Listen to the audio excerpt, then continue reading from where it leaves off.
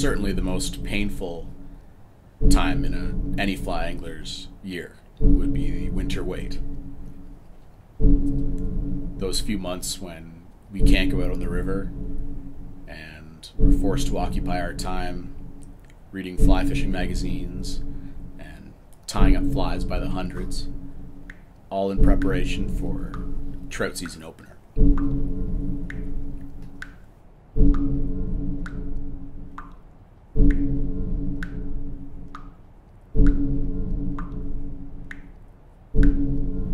The wait can seem excruciating. For those few months, can seem like years at times. And it really marks an angler's inability to escape the everyday.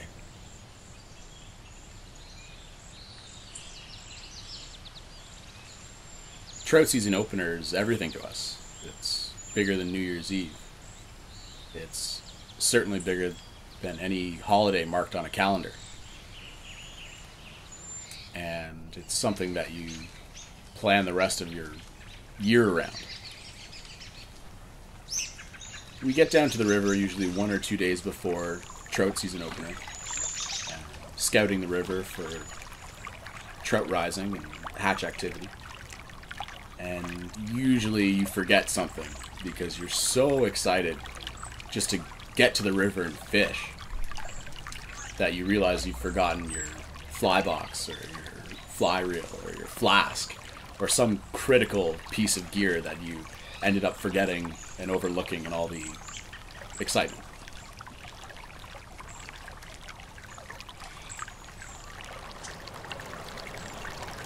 When you finally get your fly in the water again and you start hooking into those first few trout of the year, everything really changes. The life that you left before you came to that river is gone. There are days when an angler can get the trout trifecta. You know, landing a brook trout, a brown trout, and a rainbow trout all in the same river, all in the same day. And that always makes an unforgettable fishing trip. These resident trout are beautiful. The markings on them are intensely colored and layered, and getting to handle these fish really is a humbling privilege. And it creates the want to be immersed in their environment every chance that you get.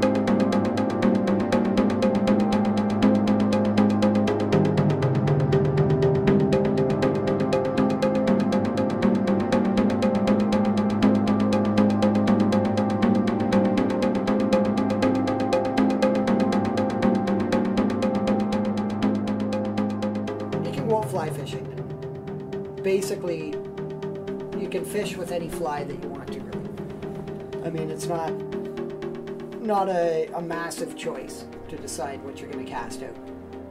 But I have a thing where when I hit a river, lake, whatever, especially for trout, that if I can figure out what those fish are actually eating at that time, even though I can cast whatever I want out there, I just have this thing. I have to figure out what they're eating, cast to them, and it's something that hits me as an absolute connection with these fish.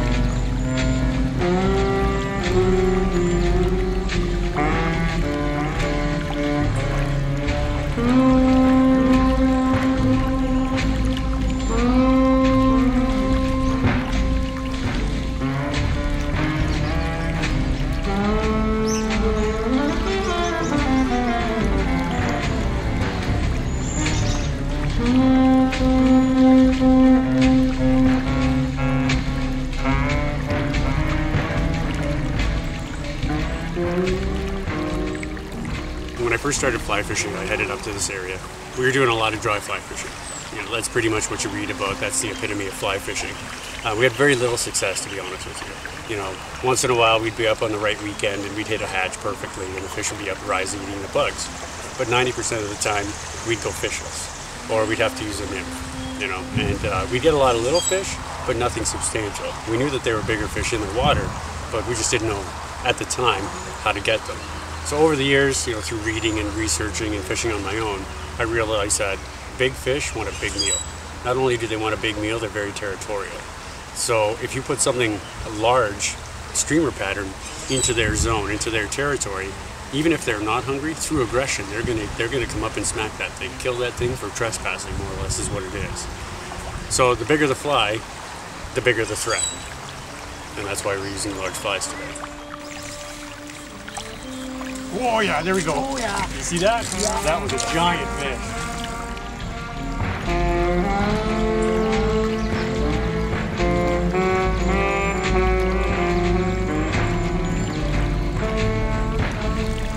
That was a huge tail. They have a range, let's say. They're not as tight-lipped as, say, some of the fish on the grade, where you can find them behind the same rock every day. These fish will move from, you know, a riffle to a pool to a run, and it's their territory. And it depends on basically dissolved oxygen, water temperature, you know, bright sunlight. They'll end up in the deeper pools. Time of day and forage. Plain and simple. They move quite substantially, actually. Where you find a fish one day, you may not find him again for another 2 weeks, depending on his mood, where he is, and what's happening in his territory.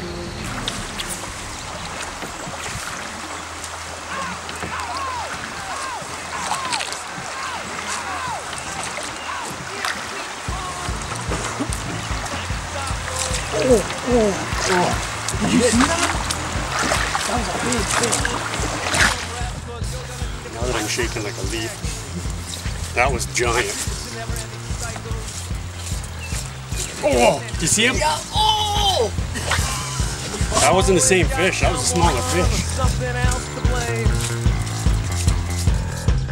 I am not a demon or deity. I am not a shepherd or a sheep. I am not a preacher nor a spray. I am that thorn that keeps digging in your head. I am not a demon or deity. I am not a shepherd or a sheep. I am not a preacher nor a spray. I am that thorn that keeps digging in your head.